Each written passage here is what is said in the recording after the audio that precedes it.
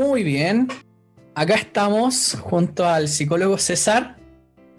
Querida comunidad, bienvenidos a nuestro programa Psicocrecimiento, en nuestro primer capítulo, donde abordaremos temas esenciales respecto a la adolescencia, lo que es ser adulto joven en tiempos de pandemia.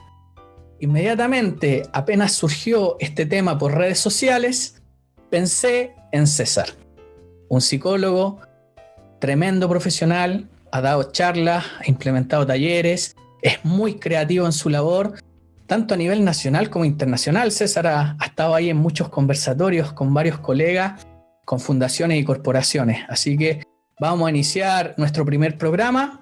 Te damos la bienvenida, César. Bienvenido. Hola, Ricardo. ¿Qué tal? Muchas gracias por la invitación. La verdad es que estoy súper contento y bueno, y también con esa cierta cuota de ansiedad que a todos nos de repente nos invade un poquitito para poder expresar alguna idea nueva en alguna jornada, como en este caso lo estamos haciendo desde la distancia o desde la casa por temas de pandemia. Así que muy agradecido, muy contento y espero que sea algo muy útil para las personas que vean este espacio de conversación. Maravilloso. Bueno, ¿qué vamos a encontrar en esta charla para que la gente nos vea y se quede hasta el final? Vamos a hablar sobre un tema esencial que es la adolescencia y lo que es ser adulto joven en tiempo de pandemia. Para eso César también nos va a narrar sus tiempos, su experiencia personal de lo que es ser adolescente, ya su periodo en la enseñanza básica, su periodo en la enseñanza media, en la universidad.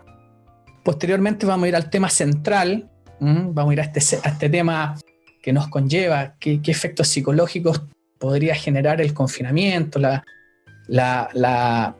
tema del COVID, la pandemia, ya en nuestros jóvenes.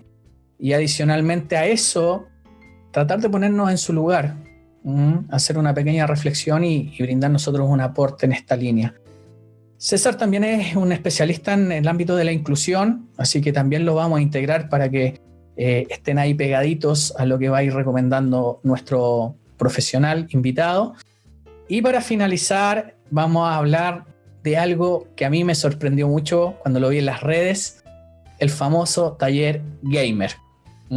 Así que eso es lo que van a encontrar y vamos a iniciar en este mismo instante. Así que César, como ya lo mencioné en la introducción, cuéntame, ¿cómo fue tu adolescencia? ¿De dónde nace? ¿De dónde viene César Madrid antes de ser psicoterapeuta? Sí, oye, pero qué buena pregunta y que de buena manera se plantea, ¿ya? ¿Pero por qué? Porque habitualmente la gente lo asocia directamente a, por ejemplo, al rol profesional. Como, hablemos desde la profesión, ¿no? Como si uno solamente fuese un profesional, así como que nació siendo algo en particular, ¿no? Pero para uno llegar al punto de la profesión en particular tuvieron que ocurrir una serie de cosas. Yo habitualmente le digo a mis pacientes que son las historias de uno mismo que llevaron a que ciertas consecuencias tomaron un rumbo para que estemos frente a frente hoy día conversando, por ejemplo. Así que efectivamente, ¿qué pasó? ¿No? Hay muchas cosas de por medio y es súper... yo siempre lo cuento, siempre trato de ir conversándolo y creo que ya de ser algo medio formal lo pasé a llevar a un plano más como lúdico, ¿no? Maravilloso. Al momento de expresar las ideas. Yo fui desde muy chiquitito, bueno, ya vamos a ir en detalle con algunas cositas que hay por acá, que yo siempre me cargo de simbolismos, que creo que el ser humano está lleno de símbolos también, ¿ya? Pero desde muy chiquitito yo no fui muy bueno de tener amigos. Yo era bueno para el deporte, para el fútbol, para la pelota, para los videojuegos, pero tenía solamente mis amigos del pasaje y los amigos del colegio. Siempre estuve en la misma escuela, entonces yo nunca tuve la experiencia o la vivencia, mejor dicho, del cambiarme de barrio, cambiarme de casa, cambiarme de escuela, amigos nuevos, siempre fueron los del pasaje y siempre fueron los del colegio. Entonces, de esa manera creo yo que no tuve la experiencia del que es llegar a un lugar nuevo y crear nuevamente amistades. Las tuve desde chiquitito y de hecho hasta el día de hoy tengo los mismos vínculos con alguno que otro compañero del colegio desde su rol profesional y uno que otro amigo del pasaje que ya no vive en el pasaje donde viven mis papás hoy en día. Entonces yo desde muy pequeño fui muy bueno para el tema de los juegos, los videojuegos y para el deporte, andar en bicicleta. A mí me encanta el deporte, pero fue bien interesante que, por una parte, mis gustos y mi forma de hablar, porque desde muy chico fui como muy particular para hablar, hablaba como muy formal. Ah, mira. Era por un tema de cultura de mis papás. Mi mamá, asistente social, mi papá, ingeniero en construcción, por ejemplo. Desde ese plano, entonces tenían un lenguaje muy simpático con el que tenía que conversar constantemente. Y creo yo que fue el modelo de crianza que me dieron el que me llevó a que, cuando yo tenía que conversar con niños o con niñas, por ejemplo, o adolescentes, era como, qué raro este cabro. Pero era como simpático, pero qué raro. Y como eso te fue construyendo y también en la línea que te fuiste especializando y en la que más veo que te apasiona muchísimo, que tiene que ver con el TEA. Sí, y sin querer queriendo, porque, bueno, nosotros tenemos el gusto de haber compartido varias cátedras, varios cursos, y haber estado coincidiendo en nuestra carrera profesional. Pero nunca apareció el tema de la inclusión, el TEA o el autismo en mi periodo de pregrado, por ejemplo, en mi carrera de estudio, hasta muchos años después. O sea, de hecho, si nosotros vamos a nuestra época de niñez y de adolescencia, especialmente en la adolescencia, tampoco era un tema que se conversaba en el colegio. No estaban estos programas de integración, que en el fondo igual promueven esta inclusión con una educación, también con una preparación al entorno del ámbito académico y escolar. Sí, yo recuerdo que efectivamente en mi adolescencia eso era nulo en los colegios. Oye, ¿y notaste alguna complicación con todas estas características que me mencionaste en la enseñanza básica, por ejemplo? Mira, en la básica no, porque como yo era el que tenía siempre la primera consola, era como el chiste de mis amigos porque iban a la casa. Mira. Por ejemplo, a diferencia de hoy en día, uno puede jugar en línea a kilómetros de distancia. Antes, para poder jugar con alguien, tenía que ir a la casa de esa persona o esa persona a la casa de uno. Y ahí recién podía jugar en 2 players, por ejemplo, con un amigo. Y caos era cuando habían muchos amigos y era el típico que era más bueno, no pasaba el control, y el otro que perdía siempre, el que no le tocaba nunca. Entonces, desde chico nunca tuve el conflicto porque yo más encima andaba con mi consola para todos lados. Entonces yo iba a cualquier parte con una caja, con mi consola, y era como, qué buena, Nintendo, Super Nintendo en ese entonces. En la adolescencia sí tuve ciertos como conflictos por un tema propio de la etapa de desarrollo, y también por las cosas que a mí me interesaban, a mí me gustaban. Para mí fue como más complejo el tema del mundo del adolescente, de ese mundo de que muchos padres temen, que a mí no me pasaba, por ejemplo, porque mi gusto era estar en casa, compartir con mis amigos de siempre, con los que hacía deporte siempre, entonces, y nos conocíamos desde chicos, teníamos los mismos gustos. Pero en la infancia, como tal, por ejemplo, si uno pudiera como dejarlo en una categoría de rango etario, preadolescencia de 8 a 12. Entonces yo hasta los 12, en infancia y preadolescente, hasta los 12 años, estaba dentro de un plano muy común y corriente, creo yo, con muchos chicos y chicas, donde podíamos jugar, compartir y conversar. Pero en la adolescencia se puso más intensa ahí la situación. ¿Y cómo lograste sobrellevar esa intensidad? Bueno, yo de chico, y es bien divertido porque a mí me pasa que hay gente que no me cree, a ser bien honesto en este tema, yo nunca he fumado, nunca me llamó la atención ni siquiera probar el cigarro. Y creo que desde muy chico me di cuenta que yo era muy intenso para las cosas. O sea, a mí cuando algo me gustaba mucho.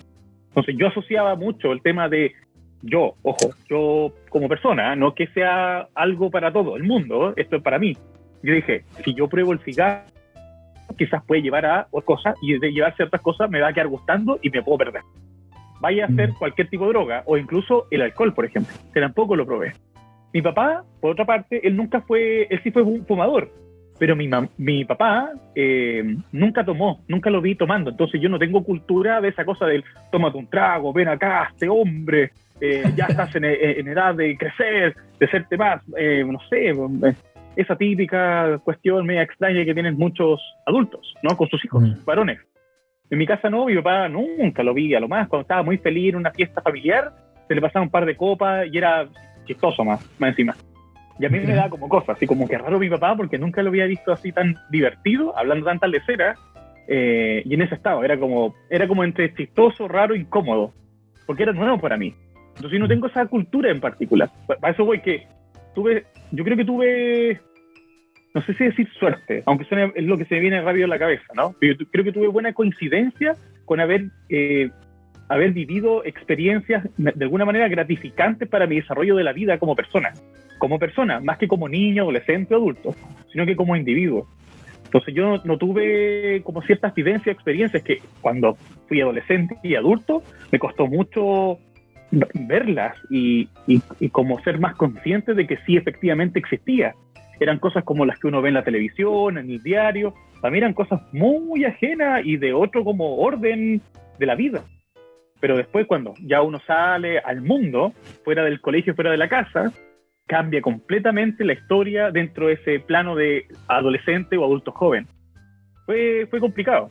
Y como te dije, yo tenía hartos amigos con los que siempre practicaba el deporte, amigos del pasaje, por ejemplo, o del colegio. Pero cuando empecé a ser ya más adolescente, como no tomaba y no fumaba, ¿cuál es el típico panorama de los cabros adolescentes? Para que la gente igual se haga una idea. ¿Cuál es el típico panorama? Juntarse a carretear, ¿ya? O para mí la palabra era fiesta. Yo entendí bien tarde lo que era carrete. Carrete es sentarse con una persona a tomarse un copete. Ya, eso es carretear. Para mí era una conversación, una reunión, pero ya esas palabras así, porque como no tuve esa experiencia y no me gustaba, yo toda esa energía la dirigía, como bien dije, en los juegos, dibujar, pintar, pensar, era súper bueno para leer desde chico, era como medio, es como bien lo tradicional, que por así decirlo, de un adolescente, como que no lo viví. Como que no me llamó nunca la atención. Juegos de mesa, me encantaban las cartas Magic, Pokémon, por ejemplo. Era como bien ñoño, por así decirlo. Era súper ñoño, pero bien como proyectado lo que quería hacer. Yo, cuando estuve en octavo básico, y con un video de un profe de religión, que coincidentemente era psicólogo, yo supe después que era psicólogo, para mí siempre fue el tío Martín, era el profe de religión. Y ahí dije, yo quiero ser psicólogo, pero me llamó la atención porque en el video, de alguna manera se entendía que uno, estudiando esa carrera profesional, podía entender cómo se mueve un otro. Así como, si va para allá o para acá, va a pensar esto o esto otro. No es que sea un pitonizo o un adivino, pero me llamaba mucho la atención el cómo poder saber qué hacía un otro respecto a ciertos patrones comportamentales, por ejemplo, o ciertos procesos cognitivos en particular. Y era como, ¡guau, qué interesante! Desde chico. Y ahí me quedé con la idea de ser psicólogo, por ejemplo. Es interesante como esta visión de construcción, desde distintas miradas, como que te fueron formando y te fueron alineando a lo que eres hoy día, a nivel profesional. Sí. Es súper interesante. Oye, César, me llama la atención, y de hecho algo que hace un par de días me empecé a cuestionar, y de hecho se lo dije a mi pareja, le dije, claro, un tema súper importante es la adolescencia y los adultos jóvenes, especialmente los que están entrando a la universidad o se están titulando, están en examen de grado, que tienen ciertas ansiedades y ciertas angustias respecto a justamente esto, al teletrabajo, cómo estudiar desde el ámbito digital, desde la distancia. Se sienten ahí con algunas herramientas un poquito bajas. Y yo le decía a mi pareja el otro día, así bien filosofando, como se dice, ¿te imaginas que esto no hubiese pasado a nosotros? En la generación nuestra, cuando efectivamente uno se juntaba con los amigos del pasaje, o sea, la diversión era esa. Estar con los amigos del pasaje, estar, decir, que vamos a trabajar, o sea, que vamos a jugar en conjunto, entre medio de la consola, entre medio del Mario Bros. Un poquito más tarde yo partí con el Atari. Y te imaginas, no hubiésemos tenido toda esta tecnología que hoy día los chiquillos tienen. Hubiese sido bien heavy. No, porque... o sea, igual, claro, antes había que ir a un lugar. Había que ir. Uno tenía como ciertos horarios para poder encontrarse con los amigos del barrio, por así decirlo, ¿no? Y estaba todo súper estructurado. Claro, entonces a cierta hora yo no como que no andaba con alarmas ni nada por el estilo, se escuchaba el grito nomás. En mi caso era como César, sí. Y ahí tenía que volverme a la casa a tomar 11, por ejemplo. Yo calculaba, ya, estamos entrando en la hora de la oncecita, el grito, ojalá no me llamen, y tenía que saber entrar. Claro, ¿cómo habrá sido en aquella época? Yo creo que yo creo que puede haber sido, bueno, hoy en día hay millones de facilidades comunicacionales y de conexión e interacción también, como esta misma, por ejemplo. Y antes no existía nada de esto, o sea, si la internet era con el cable del teléfono, y más encima era un internet súper lento, que uno bajaba una imagen o un video o una canción, y se demoraba horas o días, ahora con un puro clic, se da vuelta como una especie de carga, que dura, ¿qué? 2 segundos, 2 segundos más o menos, antes demoraba horas y días. Sí. Entonces, claro, interesante la posición de cómo habrá sido en aquella época cuando la interconectividad, por ejemplo, por medio del internet y la tecnología, no estaba tan presente. Antiguamente la tecnología era la consola, ni siquiera celulares. Así que tremenda pregunta. Me imagino hubiese estado entretenido haber estado ahí conversando. Sí, fue un diálogo que tuvimos ahí en la mesa y fue bien interesante porque efectivamente yo sé que hay harta ansiedad, hay harta angustia de parte de los papás o de los adultos significativos, los chiquillos también de los colegios o todos los agentes sociales. Aún así, se podría decir que igual hay ciertas ventajas respecto a los tiempos que estamos viviendo y cómo se conlleva o se convive con la pandemia. Porque claro, lo vemos desde esa línea que algo puede suceder, que las sintomatologías o los peligros o los riesgos psicológicos pueden aparecer. Aún así, hay ventajas, como por ejemplo justamente jugar online, como por ejemplo el WhatsApp, la videollamada, cosas que antiguamente nosotros, estamos hablando hace unos 20 años atrás, no teníamos. Oye, César, y continuando con el diálogo, se vino este camino presentándose en tu vida hacia el ámbito de la psicología, y me gustaría preguntar cómo fue esa experiencia en la universidad, cómo la viviste, que nos contaras un poco de eso. Bueno, yo encuentro que tengo muchas historias que contar, mucho que contar, y siempre lo cuento, porque yo creo que por un tema de mi carácter y mi forma de ser, es que para mí todo es como bien, no polarizadamente intenso, pero todo lo vivo con mucha pasión. Es como dije, si me gusta, yo me detengo en eso. Yo entré a estudiar psicología saliendo del colegio. Salí del colegio, al año siguiente entré a la universidad. Me acuerdo que fui con mi mamá a matricular. Y fui en micro, mi papá estaba trabajando. Y de vuelta, me acuerdo que mi mamá estaba llorando de la emoción. Yo no sabía que estaba llorando de emoción. Yo pensé que algo pasó por su cabeza y me decía, yo soy el mayor, de 3 hermanos en total. Tengo 2 hermanas más. Entonces yo decía, wow, yo nunca me imaginé este momento, así como que mi hijo mayor esté entrando a la universidad. Bueno, además también porque dentro de mi familia somos muy poquititos, entre primos y otros integrantes del grupo, de hartos primos que pudieron acceder a la educación superior. Entonces era un tema también relevante para el grupo familiar en general. Por el lado de mi mamá, que era donde yo tenía mayor vínculo, porque con el lado de mi papá había uno que otro contacto, pero un vínculo bastante acotado, casi nulo. Y además era el primo mayor. Entonces yo era el primero, por el lado de mi papá, en entrar a la universidad. Y por el lado de mi mamá, no recuerdo qué número, 3º, 4º, por ahí. Pero era igual un antecedente no menor. Yo entré con muchas ganas, Ricardo. Yo entré...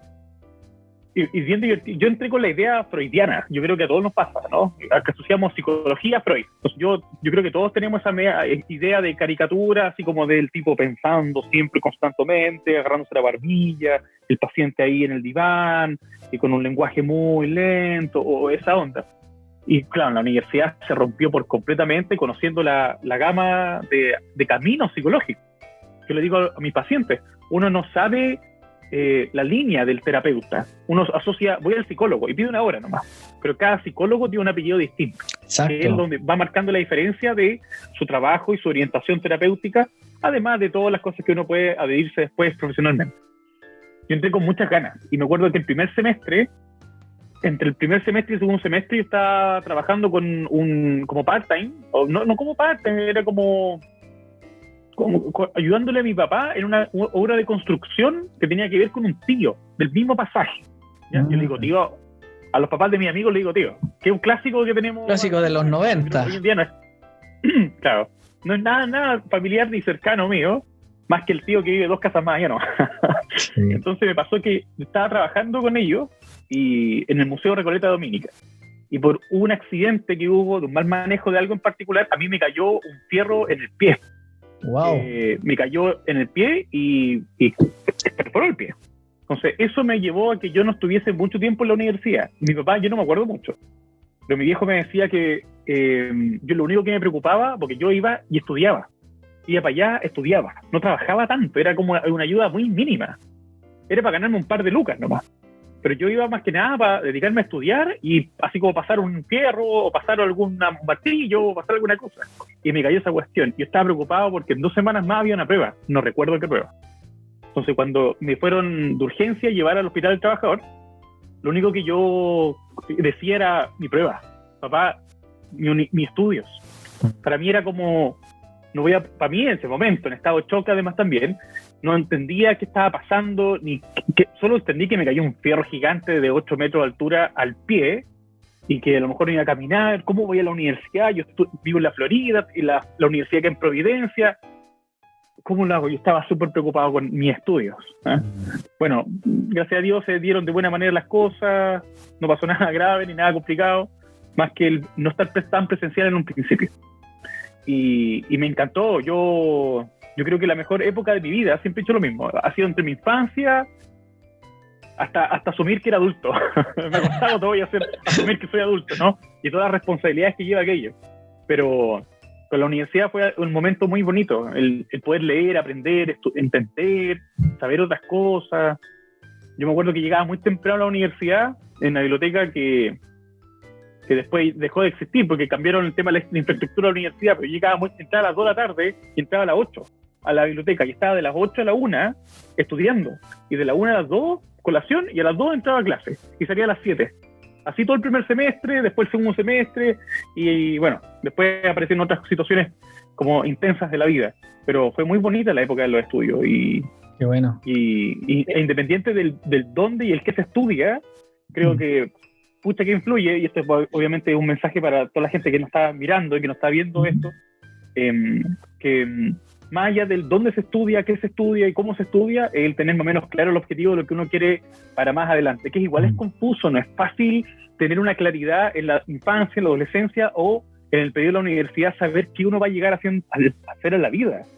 Yo en la universidad nunca supe de TEA y hoy en día soy especialista en el área.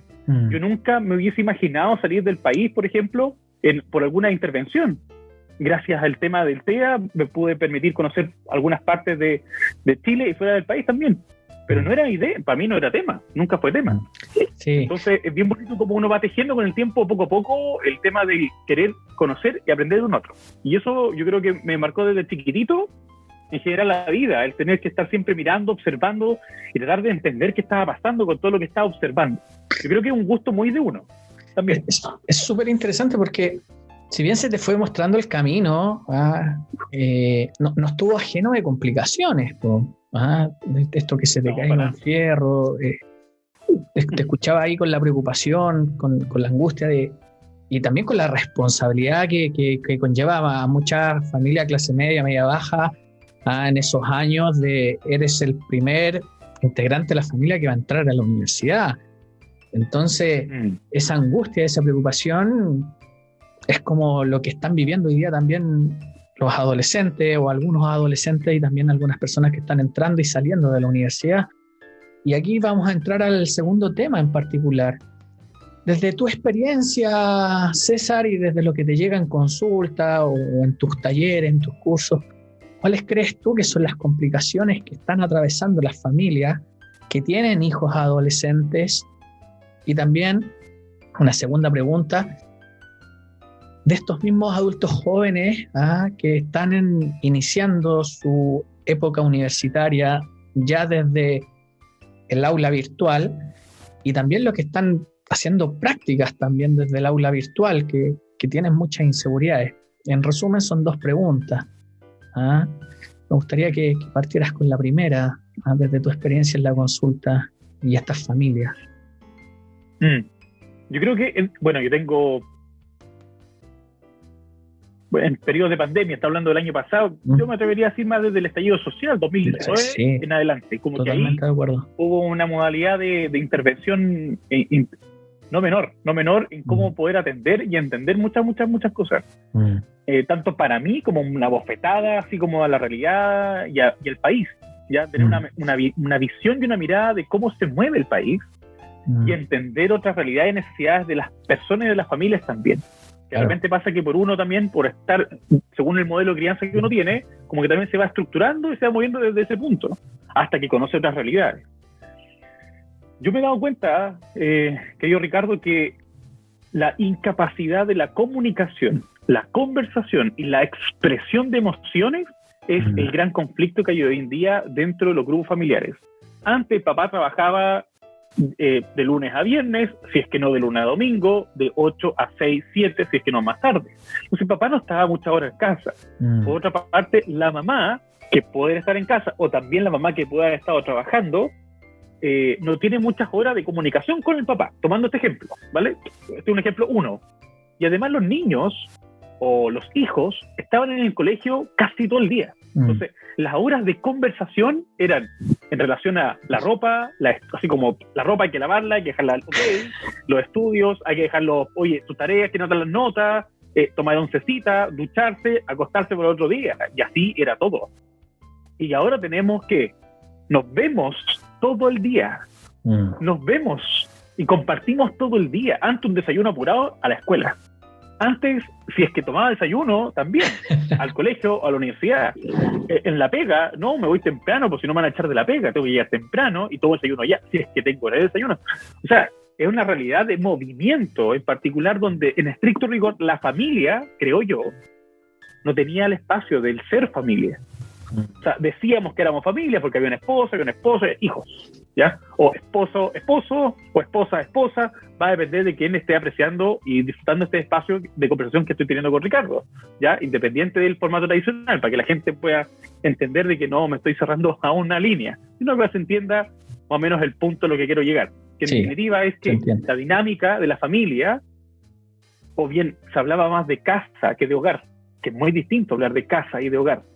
Es muy distinto tener una cantidad y calidad de cosas a una calidez de hogar. Que cuando uno percibe eso, cuando va a una casa y la encuentra fría, está lleno de cosas, lleno de gente, pero igual hay un frío raro, que es distinto a entrar a una casita o llegar a un lugar y se siente el olor a café, el pan tostado, esa marraqueta con mantequilla, algo tan clásico de las familias acá en Chile, por ejemplo. Entonces, esa calidez, desde la sencillez, se puede percibir y se puede entender. Pero aquí en las familias hoy en día yo me he dado cuenta que un temazo que me pasa con muchos pacientes y muchas familias que están adoptando procesos de intervención de grupo, porque el hijo tiene un tema con el papá, la hija está en el proceso adolescente, es que no me toman mucho en cuenta porque están todos trabajando, es que yo extraño a mi mamá no tiene tiempo, porque además también la mamá o el papá tiene que estar entre trabajando, cocinando, alistando las cosas, manteniendo en orden, que la guaguita, en el caso que haya una guaguita, o sea, todo eso el papá lo obviaba, se quería que trabajar, la mamá también, y los hijos lo obviaban y no lo veían porque tenían que estar en la escuela. Y ahí estaba el espacio. Estamos hablando de cuántas horas, de las 8 a las 6, estamos hablando de casi 10 horas, de 8 a 6 de la tarde, de 8 a 8 son 12, claro, 10 horas de no compartirnos.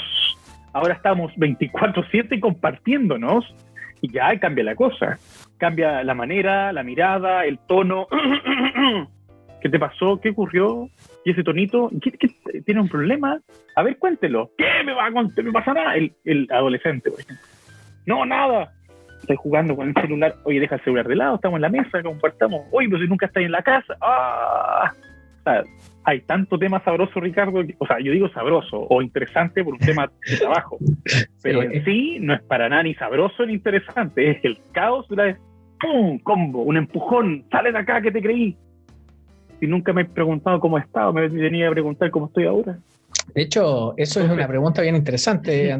Se podría decir que una de las características comunes de algunas familias es cómo te fue, cómo te ha ido, qué nota te sacaste, pero muy pocas veces teníamos este espacio de preguntarnos cómo te sientes, cómo te has sentido. Es bien interesante lo que dices, también esta noción, ¿no? Me voy para la casa, ¿no? Es muy distinto claro. Voy a mi hogar. Bien interesante todo eso. Claramente se están atravesando ahí algunas dificultades a nivel familiar, especialmente con el tema de la pandemia y más cuando tenemos adolescentes dentro de ello. Y bueno, como tú dices, hay unos múltiples factores que desde la línea un poquito más sistémica se pueden entender.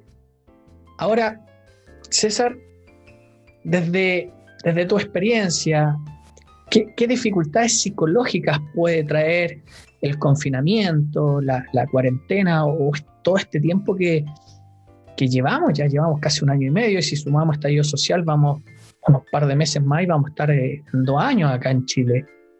Y entendiendo que también esto es global. Bueno, hay harto entre matices, variantes.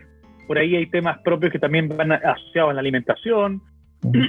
Estar en casa significa estar comiendo desequilibradamente también. Cachetito. ¿Viste? O sea, hay estas cosas que pueden ir influyendo. Estrés, por una parte, angustia por no saber qué va a ocurrir. Hay tanta gente que no ha podido trabajar. O sea, el puerto económico de Chile es justamente el comercio ambulante. Yo el otro día estaba revisando los datos con un amigo que se mueve mucho en el tema de la economía y cuestiones por el estilo, y me decía que efectivamente que mueve Chile es el comercio ambulante, la feria, el famoso Make y cosas por el estilo.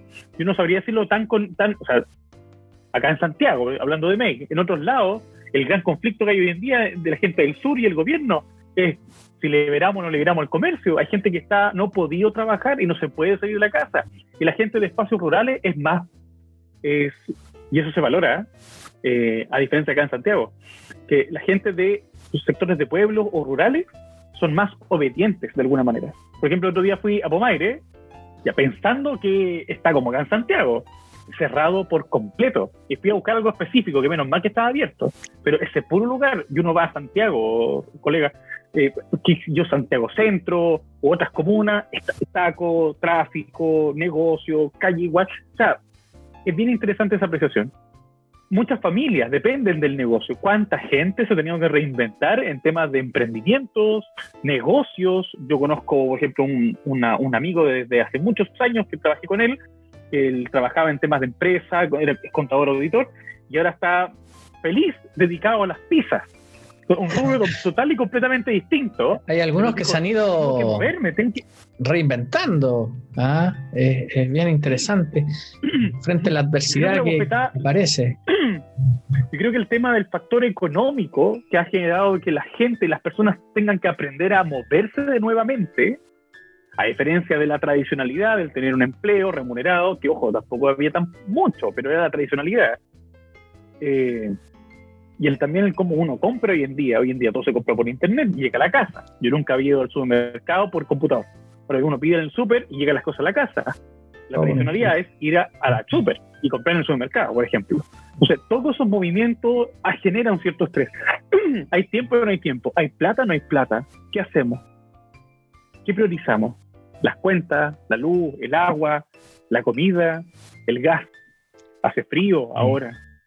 Entonces, hay una serie de cosas que influyen mucho en el movimiento de las personas que gatillan, además también el tema del factor pandémico, que no te puedes mover y no puedes hacer tus cosas habitualmente y no tienes la libertad de poder hacer tus cosas o lo que tú tenías pensado hacer también, producto de el tener que estar confinado en casa y con estos juegos que nos tienen de repente para arriba y para abajo, de que hay cuarentena, que sí, que no, que estos salen, que estos entran, que para acá, que para allá.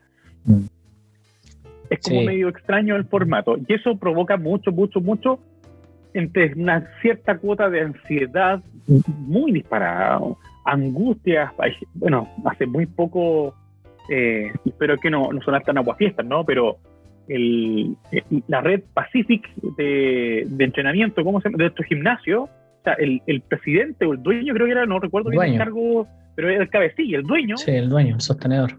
Por tema de factor económico producto de la pandemia. Sí. O sea, llegamos hasta que es lamentable situación que hay que obviamente intervenir y que tenemos que prestar ojo ante todos los grupos de personas y factores de personas también que trabajan en relación a la búsqueda del bienestar. Es bien complejo, difícil, como dijiste tú, fue una bofetada doble con el estallido social. Igual, si bien ha traído cosas muy positivas, fue muy intenso, especialmente para las generaciones que no habíamos vivido tanta intensidad, lo digo por el contexto de golpe de Estado que atravesaron en este caso nuestros padres y nuestros abuelos hacia atrás. Entonces se podría decir que, si te estoy entendiendo bien, vamos desde estas dificultades psicológicas en tiempo de pandemia y confinamiento, se van asociando un poquito más al ámbito de la ansiedad, incluso a la depresión, y que claramente hay factores externos como el socioeconómico que van agudizando estos síntomas. Es bien interesante cómo nos pilló también en el ámbito de la salud mental a potopelado esto, ¿no? Sí. Recuerdo que cuando todo inicia yo me preparé muy bien. De hecho, dejé de atender 2 semanas y dije, me llegó un consultante antiguo que lamentablemente un integrante de la familia había fallecido por COVID. Yo atendía a la familia completa desde la terapia familiar y resulta que había fallecido el papá. Y dadas las características venía otro factor. Era el único hombre, porque eran puras mujeres, y le dije, chuta, ¿y aquí qué hago? O sea, si bien uno trabaja duelo, si bien uno ya sabe que es una muerte traumática porque ya, tú fuiste al médico y de ahí no lo viste nunca más porque ingresó a la clínica, al hospital y a la UTI, se entubó y ni siquiera te alcanzaste a despedir al principio. Entonces hubo un periodo de 2 semanas que yo traté de prepararme muy bien, no atendí, no hice nada, leí mucho, me pagué unos cursos, hablé con varios colegas. Y dentro de esas redes que uno tiene, llegué a un curso que hizo la Universidad Católica y había una colega, una profesional que trabajaba en el sistema público, y ella decía que no habían protocolos para esto.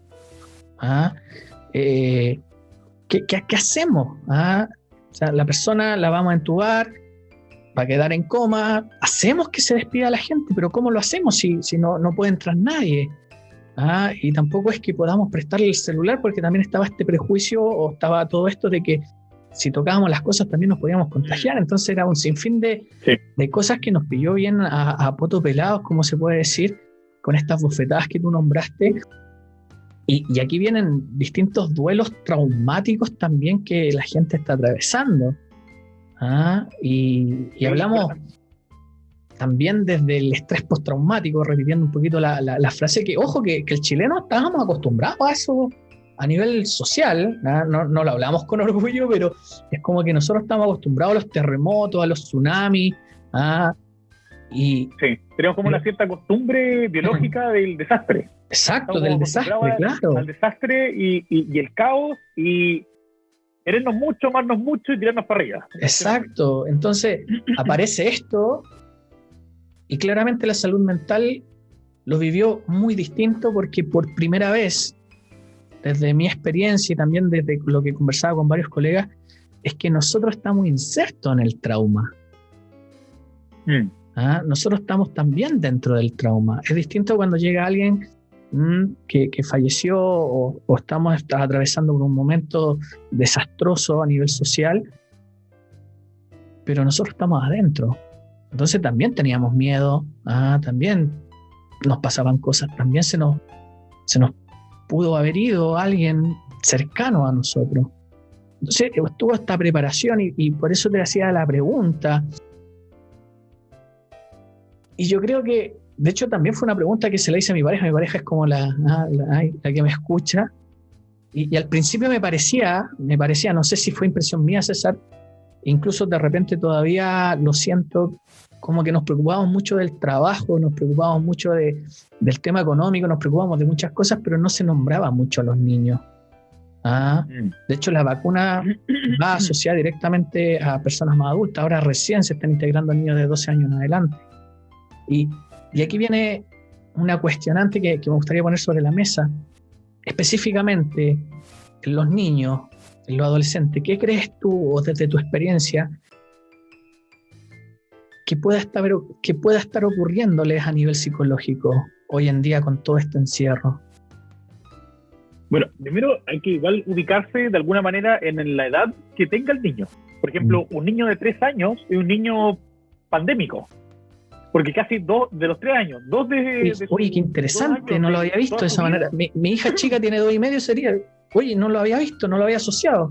Por ejemplo, ahí viene un factor bien primordial, que es el tema de la interacción social con otros.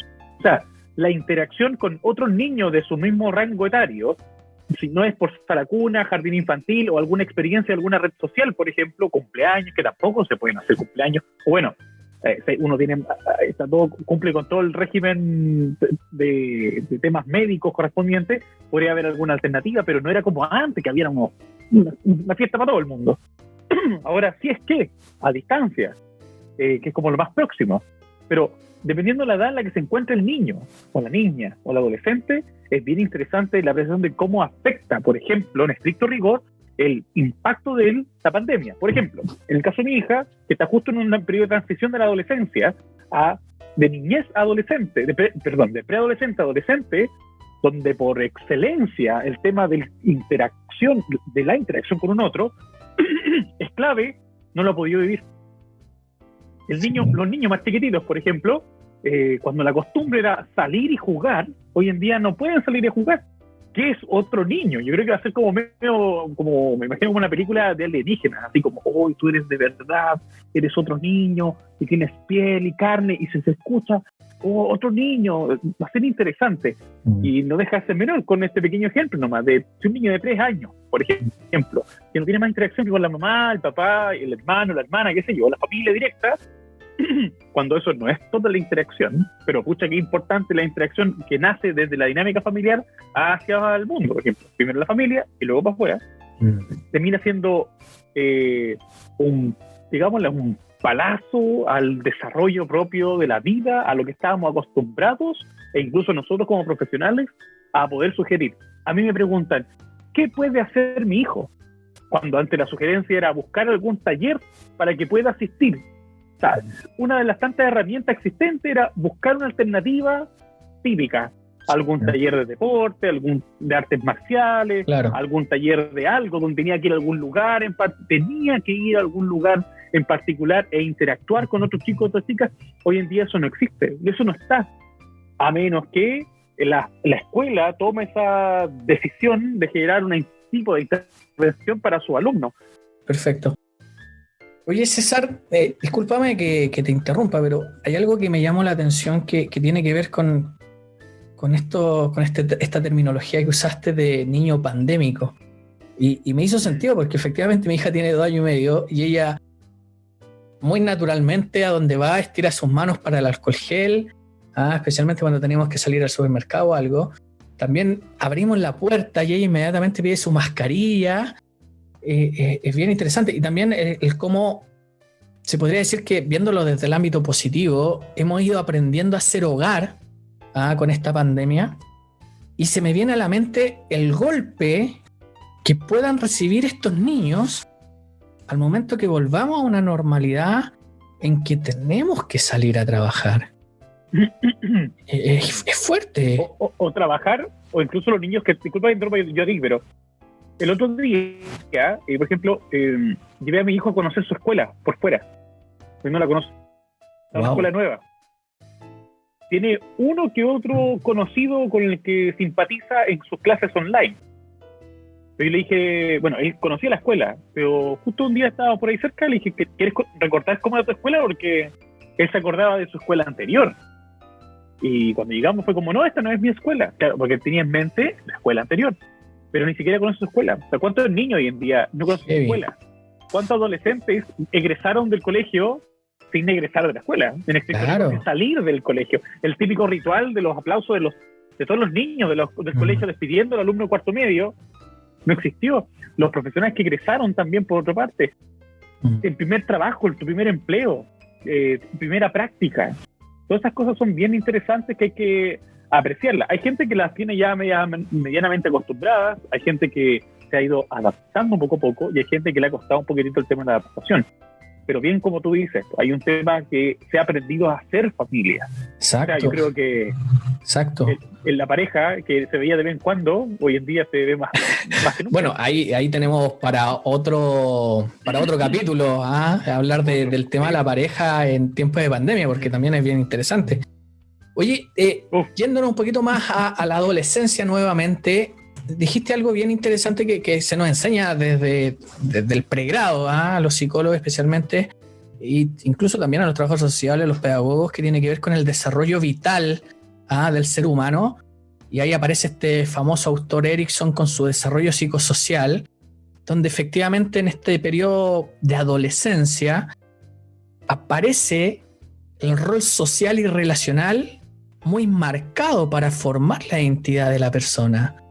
Y tú dijiste algo súper importante, delante, que eso se está viendo interferido o está evolucionando quizás al ámbito un poquito más digital. ¿Ah? ¿Cómo crees tú que esto puede repercutir en esta nueva generación que está viviendo la pandemia en esta etapa tan importante? Ya, yo tengo una apreciación que quizás a lo mejor es una cuota entre algo muy personal y quizás medio manoseado desde el aspecto profesional. Pero es tanto muy bueno como muy malo. Bueno, porque sí o sí la tecnología, un computador, una tablet, un celular, te permite poder viajar y conocer cualquier cosa. Hoy en día han aparecido un montón de youtubers, un montón de videos, un montón de modalidades de poder conocer y saber nuevas realidades de otros países, de otras partes del mundo, donde uno puede estar invirtiendo días, mejor dicho, horas, en poder averiguar, conocer y aprender nuevas cosas. Pero el tema aquí, que va relacionado con lo que hablamos un ratito atrás, con el tema de la familia, cuánto yo, mamá, papá, sé, superviso de lo que ve mi hijo o lo que ve mi hija. La tradicionalidad de la mala comunicación va a permitir que un celular o un computador o el computador, la televisión está inteligente, Smart TV, por ejemplo, y otros modelos de tecnología sean el papá que entrega la información de conocimiento. ¿Cuántas veces? Yo creo que a nosotros nos pasó mucho que cuando no sabíamos algo, ¿a quién acudíamos? Al papá o a la mamá. Sí. Pero los jóvenes hoy en día no acuden a uno, sino que acuden a las pantallas, al Google, al YouTube.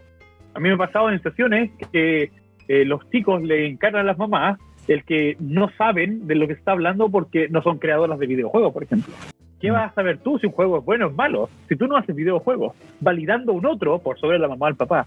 Y eso pasa por un tema propio de dinámica familiar, porque pucha, qué importante la familia. La familia es clave. César, se me viene a la mente esto de la influencia, estos famosos influencers que también están muy de moda y que están llegando para quedarse. Es bien fuerte cómo la conducta y la forma de ser del influencer puede influir en nuestros adolescentes y pierde protagonismo, como dices tú, los papás, o la historia del abuelito, la historia de la abuelita, que era algo bien característico también de nuestra generación. Se me vino a la mente esto que pasó hace poco con este influencer que tiene más seguidores en Instagram, que es Cristiano Ronaldo, jugador de fútbol, donde movió la Coca-Cola. Sí. Y bajaron las acciones y las ventas de la Coca-Cola de una manera increíble. Y cuando tú me dices, oye, efectivamente, Ricardo, estas personas o estos influencers están tomando tanto protagonismo como Google, las redes sociales, que ya no está esa necesidad y tampoco ese interés nutritivo de preguntar a la mamá o de preguntar al papá. Aquí es donde tiene que nacer la iniciativa desde el adulto también. Lograr comprender, darse cuenta que estamos perdiendo un poquito eso. Y efectivamente, el cambio social o de identidad está evolucionando, estamos en un periodo como de transición. Sí, yo creo que si yo no averiguo, en el caso para el papá, mamá que está viendo esto, tiene que saber qué es de su hija, tiene que saber de qué se trata. Tiene que saber, no puede no saber, no puede entregarle la responsabilidad del camino a tomar a su hijo o su hija a un otro que no sea la misma mamá o el papá. Ahora, puede usted no saber y tiene todo el derecho del mundo. Tiene todo el derecho del mundo a no saber y que no le guste. Pero despreocuparse ya es otra cosa.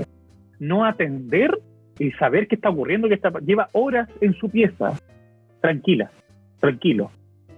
Pero ¿qué está haciendo? ¿Qué está viendo? ¿Qué está aprendiendo? ¿Qué está consumiendo? ¿De qué se está nutriendo? Bueno, si son cosas fantásticas, maravilloso. Y luego nos sentamos en la mesa en el momento de la típica... En Chile, el mejor espacio y momento de la socialización familiar es alrededor de la mesa o la cocina, ¿ya? Mientras se come, en el almuerzo, o una cecita, o la cena. Ahí es como el espacio, porque es muy raro y es poco habitual para un número importante de personas en Chile el sentarse en el living de la casa o tener un tiempo de conversación. Van a ser las 6, todos los viernes a las 6 nos juntamos a conversar. Raro es. Cuando yo lo sugiero en terapia, me quedan mirando con cara de ¿y qué le voy a decir a mi mamá? ¿Y qué le voy a decir al hijo? ¿Cómo eso de sentarse a conversar? Mira que suena, quizá a lo mejor nosotros lo decimos y suena fácil de digerir, pero detengámonos en esa parte de la costumbre. No es costumbre. Háblame, dime qué pasa, dime qué ocurre, qué hice. Yo te voy a decir lo que tú hiciste, yo te voy a decir lo que a mí me molestó.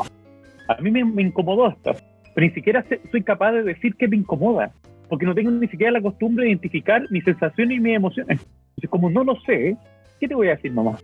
No sé. ¿Qué te pasó? No sé. ¿Y cómo estás? Es que no sé ni cómo decirlo. Ya me estresé. Y cae como una especie de angustia o malestar, porque uno sí sabe, pero dos no tienen la confianza. O bien, no tiene idea cómo tratar de verbalizar lo que está pasando. Y eso se trabaja, se interviene, y aquí como sugerencia, como estímulos constantes de conversaciones dentro del grupo familiar. ¿Cómo está ahí? Cuéntame, ¿qué te pareció la película? ¿Veamos una película? Sí. ¿Veamos el live? ¿Veamos este conversatorio? ¿Discutámoslo después? Hay gente que asocia la discusión con pelea. Y es importante también, yo creo, agregar a todo lo que dices tú, que es súper relevante, el conocerse también. Yo invito a los papás de mis consultantes, o incluso cuando ya llegan o hablamos temas que tienen que ver con el ámbito parental, muéstrense a sus hijos, porque usted también fue persona. O sea, nosotros partimos esta charla dándonos cuenta que César Madrid tuvo adolescencia, hubieron complicaciones y que en el fondo fue logrando un camino. Interactúen, conózcanse, muéstrale tú también. Hoy día tenemos esta facilidad de que está Netflix y ya hay monitos animados que nosotros veíamos y que le podemos mostrar a nuestros hijos y decirle, mira, yo veía esto, yo hacía esto, conóceme en una etapa distinta, porque el yo no tan solo se configura con el rol de ser papá.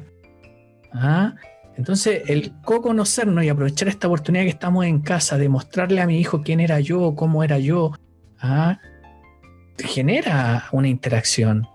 Mi hija hoy día, el otro día imprimió unos dibujitos de los Caballeros del Zodíaco, porque empezó a ver los Caballeros del Zodíaco, porque yo le dije que ese era un anime que veía yo y que a mí me encantaba, y le explicaba yo.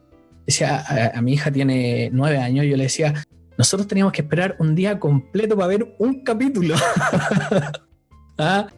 Y ustedes pueden verlo así y mostrarle que también nos conozcan. Tiene que faltar al colegio. Sí, pero estaba ahí en la tarde. Faltar al colegio porque era y en la tarde, con nada. Chuta, qué mala suerte. Claro. Ojalá me enferme. Yo decía, ojalá me enferme, así como para estar en la casa y hacer los campeones o los Caballeros Zodíacos, porque lo daban como en ese horario. Sí, entonces. Los tigritos nunca lo vi. Siento que es una oportunidad increíble para mostrar y para co-conocerse también. Y también la invitación es conocer a su hijo, meterse en las cosas en que están. De repente son súper entretenidas. Hay cosas que uno aprende. Bueno, yo creo que una de las cosas más valiosas que tenemos algunos psicoterapeutas que trabajamos con la adolescencia es que aprendemos mucho de ellos. Yo tengo mi Spotify, muchas canciones que me han mostrado ellos y al final las hago mías, parte de mi vida. Es bien interesante. Bueno, y tú lo llevaste también con el taller que vamos a hablar más adelante, César, y vamos a ir cerrando el tema de la adolescencia en esta línea pandémica, como dijiste tú, y me gustaría atravesarnos a un ámbito un poquito más delicado, que sí a nivel comunitario, a nivel social, nos falta mucho. Creo que hablamos de la inclusión una vez al año y está muy marcado por lo que es la Teletón, pero convivir el día a día es muy distinto. De hecho, el otro día leí una entrevista de un artista que participaba en la televisión chilena hace mucho tiempo y y él participó en la Teletón como artista y después le tocó participar como parte de, porque su hija nació con algunas dificultades. Y él dijo en la entrevista que estos famosillos, toda esta gente, aparecía, o sea, muchas, porque hay algunos que sí están con la camiseta bien puesta, que aparecen una vez al año. Y también cómo esto también repercute, o sea, si ya estábamos promoviendo una inclusión o una integración en el proceso anterior, en los colegios, en las familias, en la sociedad, ¿cómo nos afecta la pandemia frente a estas situaciones? Desde tu línea de experiencia. Sí. A ver, tener un hijo o una hija con algún diagnóstico en particular nunca es algo esperable para la familia. Dudo que alguien diga, ojalá nuestro hijo nazca o tenga este diagnóstico o este síntoma en particular. Entonces es bien interesante cómo un diagnóstico para una familia nueva así como mamá, papá o pareja, está teniendo por primera vez el gusto del ser padres, por ejemplo. Y desde ese plano es como raro, es como poco habitual que alguien diga, a menos que se converse mucho y se diga, ya bueno, si pasa esto, nada que hacer, nos apoyamos, se le va más fuerte que nunca. Pero casi con el deseo de que no fuese así. Y termina siendo así de. ¿Qué pasa ahí? ¿Qué pasa en la cabeza de la persona? ¿Qué pasa con sus sensaciones y con sus emociones? Yo siempre hablo de sensaciones y emociones, y no solo emociones, porque al final provoca, el cuerpo se mueve por completo. Hay una serie de reacciones que hacen de que mis pensamientos y movimientos se dirijan hacia tal o cual lugar, dependiendo de cómo también se siente. Claro. Es difícil y es complejo. Yo habiendo principalmente casos dentro del mundo de la neurodiversidad, específicamente TEA, es decir, dentro del trastorno espectro autista. Y cuando los papás, que es como el ejemplo anterior, ¿no?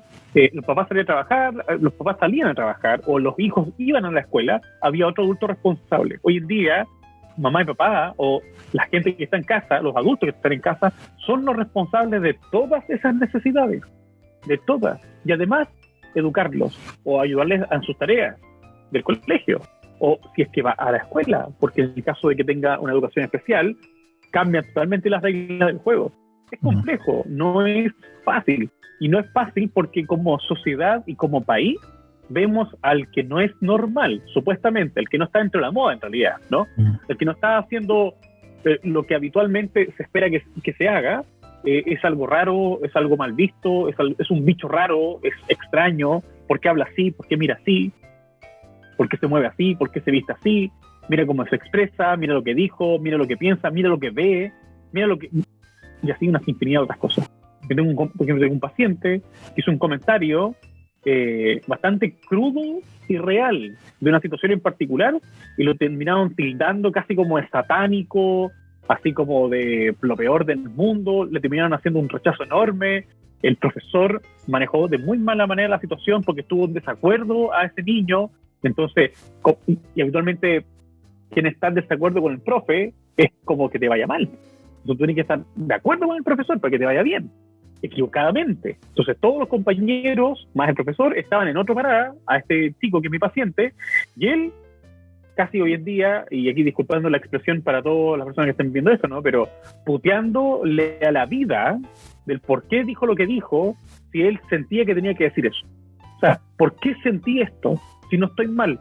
Lo busqué, lo conversé con mi papá, lo conversé con mi mamá, lo conversé con mis hermanos mayores, lo conversé con usted, y para mí, Ricardo, para mí era un tema muy así como nada. Pero para el profesor, y en este caso para los compañeros, fue nefasto. Y además también por otro factor, que el teclado aguanta mucho. Entonces yo puedo tener mi cámara desactivada, mi micrófono desactivado, activo el chat, y ahí le vomito a este compañero, o a esta compañera, o a esta persona. Tenemos una muy mala cultura de la aceptación de un otro. Tenemos pésima cultura de la aceptación de la diferencia de un otro. Todavía tenemos palabras inadecuadas, el negrito, el chiquitito, el guatón, y cosas por el estilo, en vez de la persona, el nombre. Yo en Fundación TEA, por ejemplo, suelo mucho decir, por ejemplo, que no digamos, mire, aquí te presento a mi hijo, él tiene autismo. No, o él es autista, más allá del tiene o es. Sino que acá está, Juanito, te lo presento. ¿Para qué colocar el parte antes de la herida? Y eso pasa en las familias, dentro del trastorno espectro autista, porque la tendencia al ser golpeados por la sociedad es mucho más habitual que el ser contenidos por la sociedad. Entonces es más fácil colocar el parche antes de la herida con el tema en la presentación de aquí te presento a mi hijo es autista, es para que tengas un resguardo automáticamente. ¿Y por qué tengo que tener un resguardo?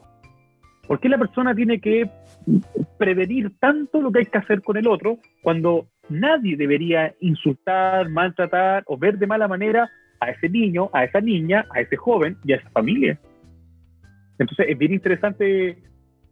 Bueno, aquí te tengo como para horas. Por sí, entiendo. Historia y casos que conozco.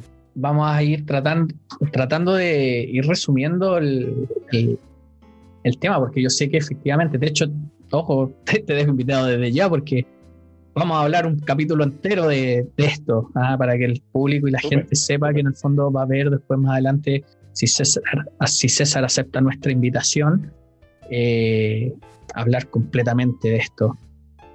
Oye, César, ¿y qué pasa en la mente de los chiquillos? Tú que estás ahí en consulta día a día o desde la psicoteleterapia, ¿qué te dicen ellos? ¿Qué te cuentan ellos? ¿Cómo viven esto que está pasando? Bueno, recordemos que mi altísimo porcentaje de pacientes son pacientes TEA. Sí. Y para ellos el tema de la interacción social es el gran conflicto de la vida. Es decir, mientras menos interacción social yo tenga, mucho mejor. Mira. Entonces, ellos están en su salsa. O sea, mira. Prácticamente ellos están felices porque están en su casa, no tienen que salir, no tienen que ir a ninguna parte obligados, no tienen que ir a la escuela, no tienen que hacer trabajo en grupo. O sea, todo lo que tiene que ver con la interacción social, que es el gran conflicto para los pacientes TEA, en este caso ellos están contentísimos, pero no así uno que otro paciente que por un tema propio de su etapa de desarrollo es necesario, como por ejemplo, me pasó una vez en un taller que una niña quería hablar del pololeo porque terminó con el pololo. Y era el caso de amor o de relación amorosa de la adolescencia versus todo lo otro que no estaban ni ahí, que querían hablar de Mario Bros, por ejemplo. Pero ahí hubo una situación en particular bien interesante que va a depender siempre de cada niño, de cada niña, de cada adolescente. Entonces, interesante en este caso, lo que... ellos están felices. Exacto, qué interesante que, claro, tú convives constantemente con el mundo del TEA y que en el fondo ellos estén contentos. Es súper interesante. Bien interesante. Sí. Oye, César, la mayoría, disculpa que para poder comentar algo chiquitito. Es que yo me atrevería a decir que más del 90% está feliz, pero hay otro porcentaje chiquitito no lo está tanto, porque el salir a caminar era su panorama, el salir con la mamá por un helado era el panorama, el salir y compartir, el salir y ver, el salir a observar. Como son personas que tienen ciertas capacidades sensoriales que están muy, muy bien desarrolladas, el tema de los colores, texturas y la necesidad del querer interactuar como con la naturaleza también es otra realidad que le está pegando a un grupo porcentaje chiquitito de los chicos que yo habitualmente veo, porque para ellos era algo súper obvio y esperable. Y así, de hecho, la gente que está viendo esto pueden revisar de la siguiente manera. Ustedes se meten en comisaría virtual, por ejemplo, ¿ya? Ahí también lo pueden confirmar ustedes, ya, para que vean que no es un capricho desde mi punto de vista. Y la única persona o las únicas personas que tienen un permiso exclusivo por un tema de salidas fuera de casa y aparece exclusivamente en la página de comisaría virtual son las personas que están dentro de el área de la neurodiversidad, específicamente el trastorno espectro autista. Es decir, tienen un permiso especial. Entonces, ¿y eso a raíz de qué? Porque de repente el estar encerrado provoca una sensación de malestar y es necesario ir a dar una vuelta, el pasear o algo por el estilo. El animal también salía a pasear con su mascotita, algo muy interesante, y que habitualmente terminan siendo las mascotitas los mejores amigos y los mejores aliados dentro de la dinámica de los grupos familiares y los niños y las niñas dentro del trastorno espectro autista. O sea, el no poder salir incluso a hacer eso era que está dentro de la rutina, y como los pacientes TEA son súper rutinarios por lo general, el salir era una rutina y el no poder hacer su rutina es sinónimo de crisis y caos y conflictos propios para la persona. Entonces, ahí está, si alguien lo quiere chequear, puede revisar. Oye, y va a aparecer ahí exclusivamente y específico para ellos. a mí me encantan los datos, el tips ahí. Yo sé que de repente hay personas que están lamentablemente con muy poca experiencia y yo sé que tú tienes mucha trayectoria. Y decir estos pequeños tips, especialmente para la gente que está recién partiendo, que tiene poca experiencia, les hace mucho sentido. Y tampoco ellos tendrían por qué saberlo. Entonces, que se dé esto, a mí me encanta, o sea, es maravilloso.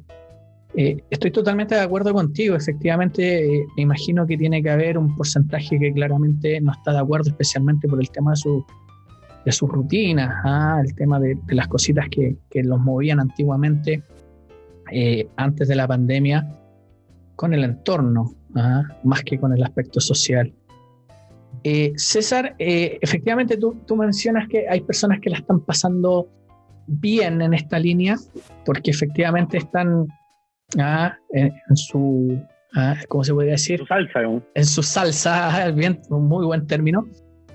Y también hay un pequeño porcentaje que puede estar pasándolo mal y que se puede ir ahí generar ciertas intervenciones.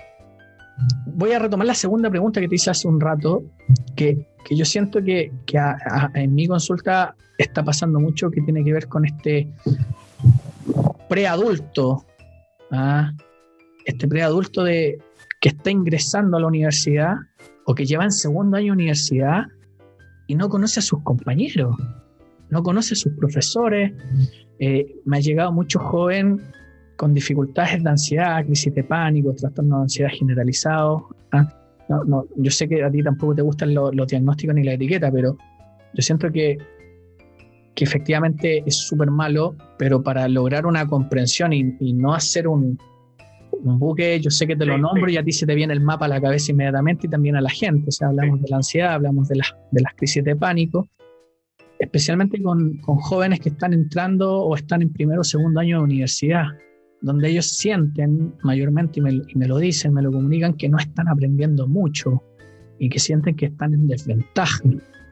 Y también alumnos de quinto año, alumnos en práctica o alumnos que se están titulando, que dicen que efectivamente en los últimos años, cuando tienen que ganar esa experiencia, esas prácticas, tampoco la están logrando de manera efectiva y la están pasando muy mal. ¿Qué piensas tú al respecto? ¿Qué puedes sugerirnos?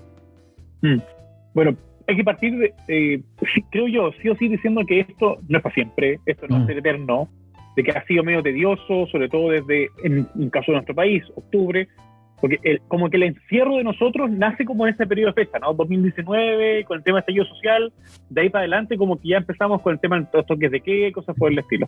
En otras partes del mundo aparecen los toques de queda, producto del tema de la pandemia y ciertas estructuras de horario y libertades, por así decirlo.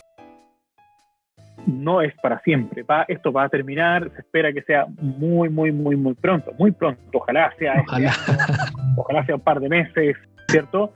Pero hay que decir sí, porque hay gente que dice, pero ¿cuándo va a terminar esto? Ojalá va a ser siempre, voy a estar siempre aquí. Cuando el cuerpo te llama y te pide también salir y compartir, hacer deporte, salir a dar una vuelta, ir a compartir con ese amigo con el que yo conocí hace tanto tiempo atrás, tomar un cafecito, un trago, quizás y compartir una comida, qué sé yo. Sí o sí, hay que recordar que esto no va a ser para siempre. Y creo yo que el primer como puntapié de sugerencias, ¿ya? Y desde ese otro punto de vista, creo yo que a quienes, que igual va a depender de la persona en la etapa en la que se encuentre. Por ejemplo, para ese alumno que está en segundo año de carrera, que quizá a lo mejor la carrera de 2 años y medio, 3 años, 4 años, 5 años, por ejemplo, igual es importante ir identificando esas cosas. El hecho de que sea un profesional donde estuvo con meses o años sin ese roce social constante de interacciones para arriba y para abajo, no quiere decir que se transforme en un mal profesional. Y que, dicho sea de paso, yo creo que si llegásemos a una encuesta más o menos rápida, yo creo que más del 90%, nuevamente, me atrevo a decir lo mismo, de los profesionales aprenden más una vez que egresan.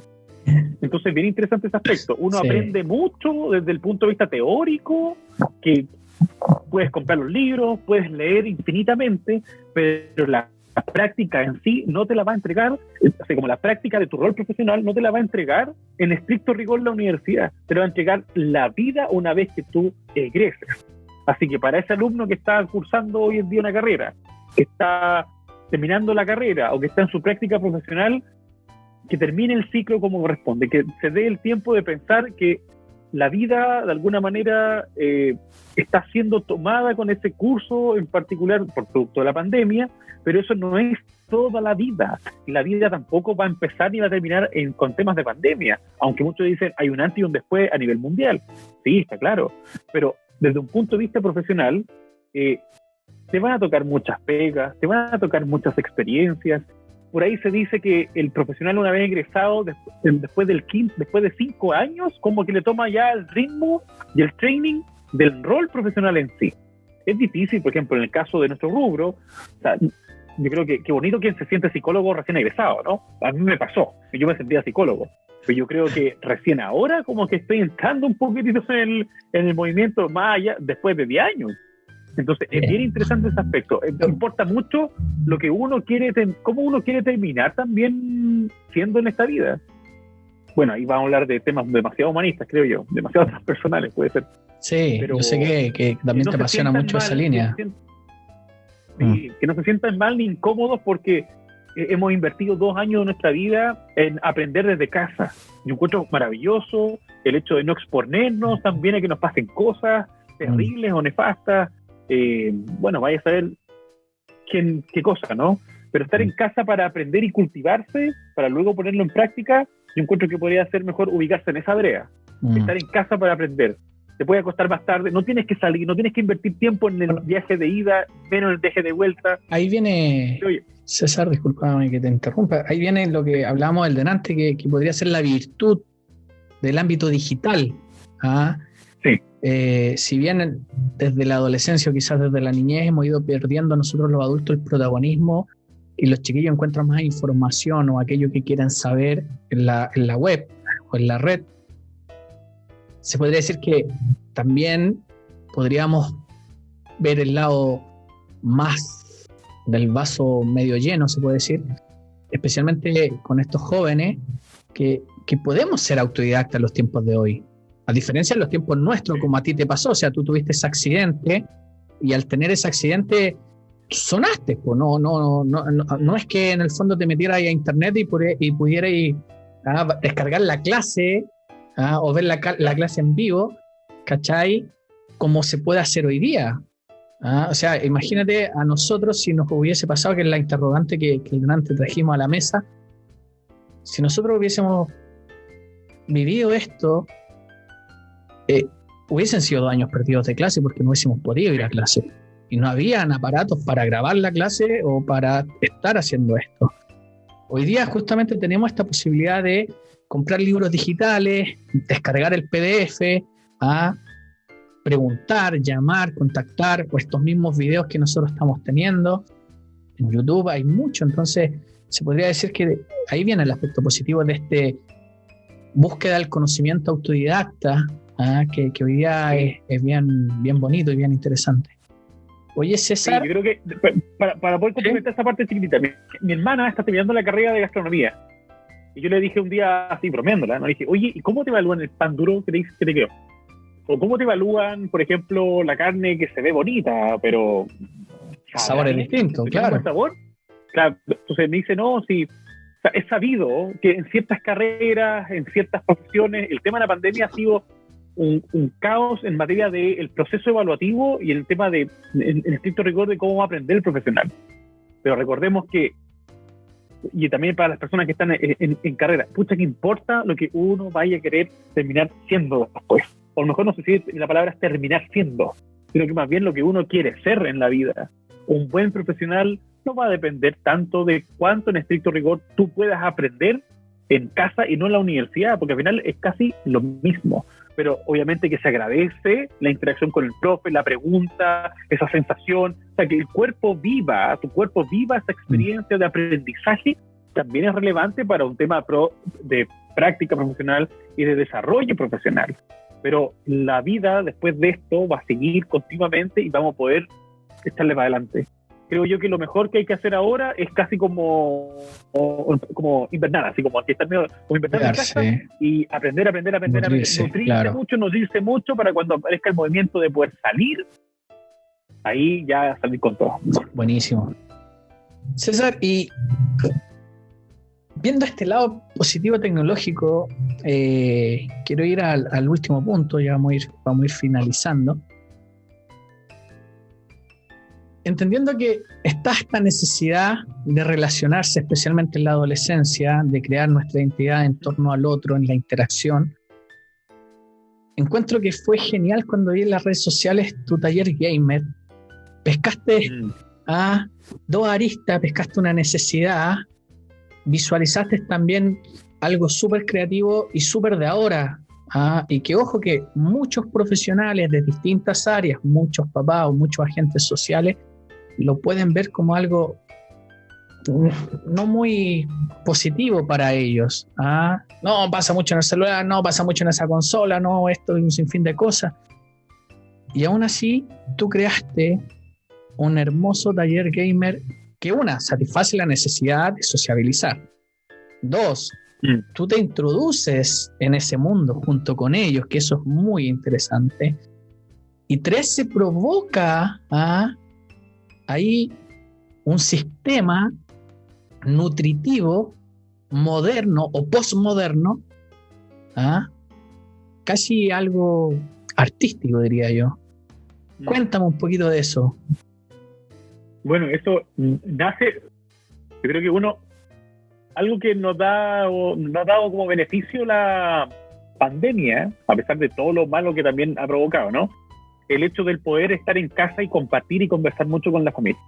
Yo he sido gamer desde chiquitito. Yo he sido muy bueno al tema de los juegos, los videojuegos desde muy chiquito. Mi primera consola me la dieron a los 6 años.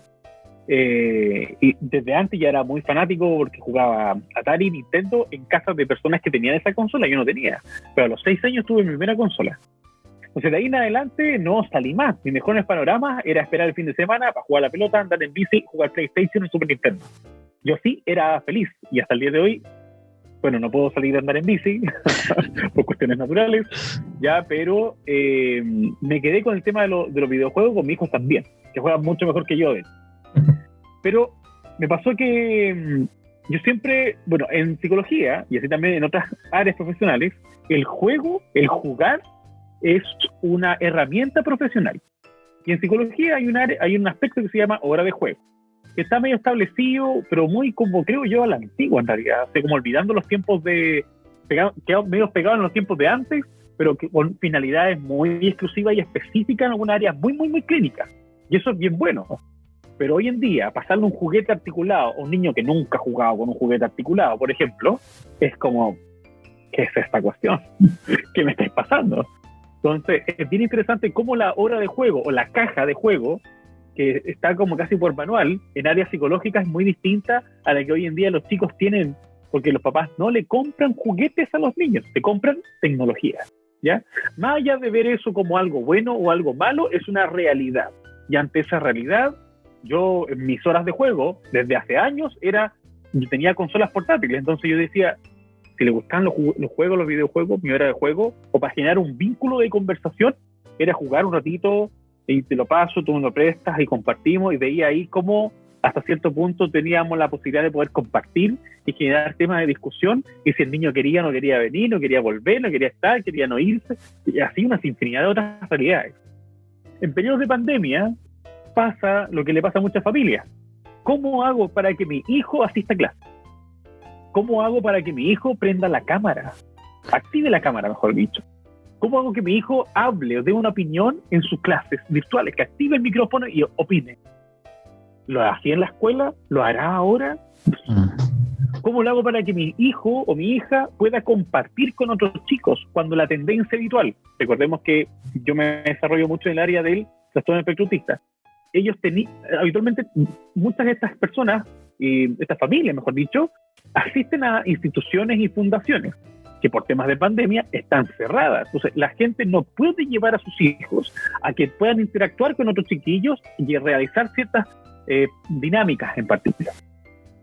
Y un día pensaba, así como quien despierta un día por la mañana y se pone a pensar.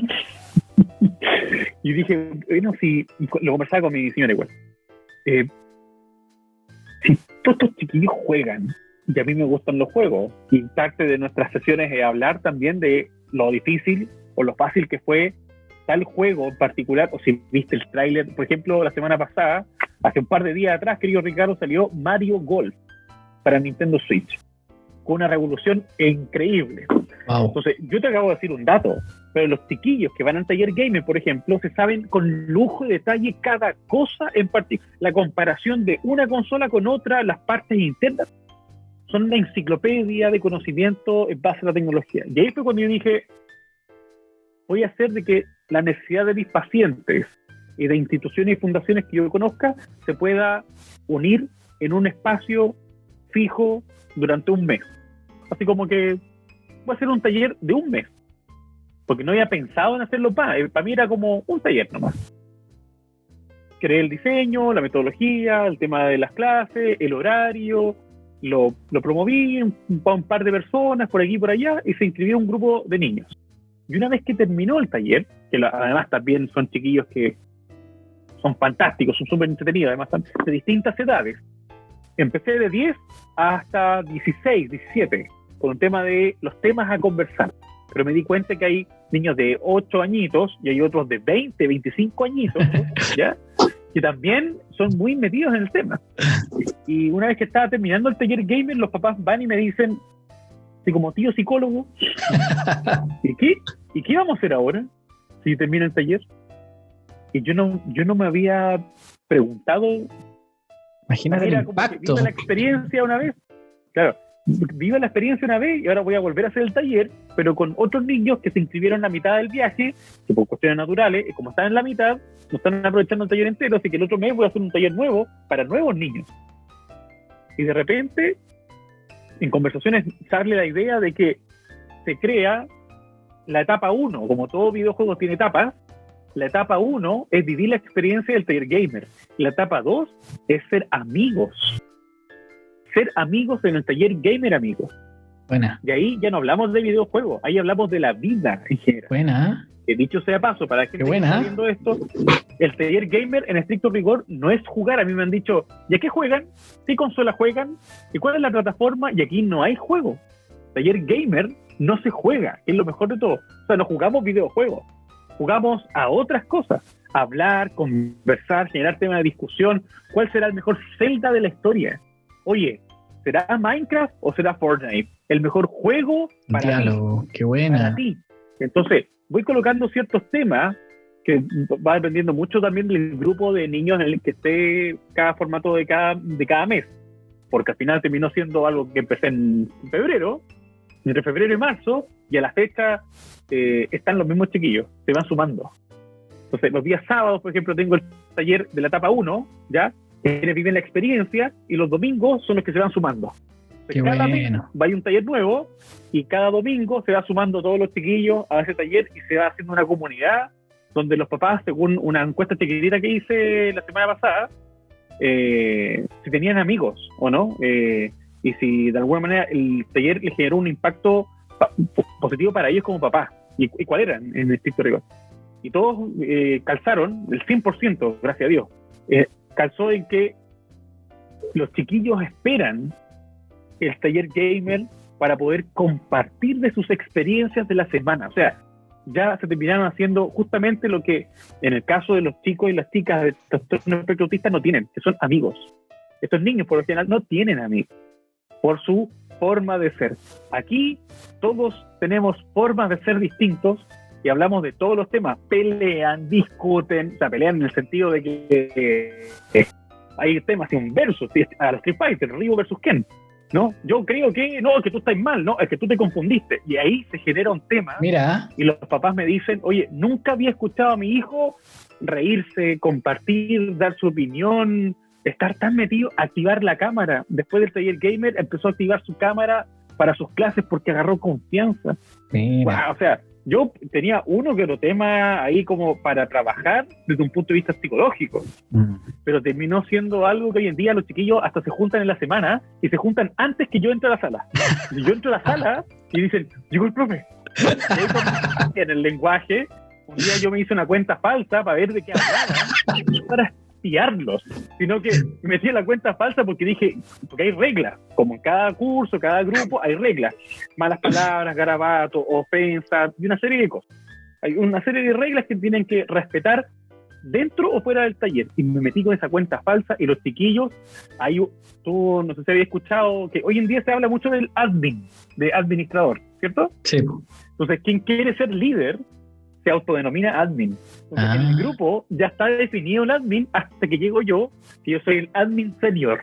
Mira, oye, es interesante cómo se va generando esa estructura relacional, intersubjetiva, a donde todos se van nutriendo de todos. César, para nosotros de verdad es un orgullo que haya sido nuestro primer invitado. Está también la invitación, después nos vamos a coordinar en un futuro para justamente hablar de TEA. Yo sé que es súper importante también que toda esa información llegue a la gente. En lo personal te admiro mucho, sé que eres muy, muy apasionado por lo que haces, te felicito, estoy muy contento y yo creo que justamente esta digitalidad nos permite conocernos quizás un poco más, y si la complementamos, ojalá cuando ya todo esto termine, con el afecto, con el cariño, con lo típico que tenemos los chilenos y los latinoamericanos, sería muy, muy nutritivo. Nos despedimos, espero que les haya gustado nuestro diálogo, nuestro conversatorio. Así que César, muchas gracias. Adiós. Muchas gracias a ti y a ustedes, al equipo también.